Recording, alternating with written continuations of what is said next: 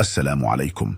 مع اقتراب شهر رمضان الذي يكثر فيه الإقبال على التمور، ارتفعت وتيرة استيراد المهنيين لهذه المادة الحيوية، لكن هذه المرة ليس من الجزائر، بل عبر أسواق جديدة من قبيل الإمارات والسعودية والعراق ومصر، وتعرف الدول السالف ذكرها بجودة تمورها، علاوة على مراعاتها قواعد السلامة الصحية، فضلا عن الاستجابة كذلك للمعايير المتعارف عليها والمعمول بها دوليا.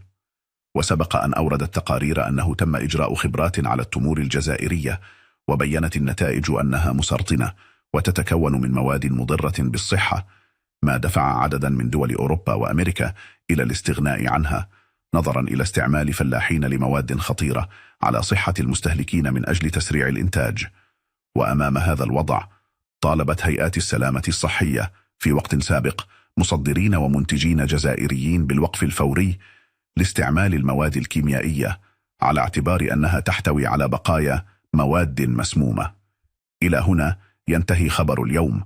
شكرا للمشاهدة، ولا تنسوا الاشتراك في القناة وتفعيل زر الجرس ليصلكم كل جديد. مع السلامة.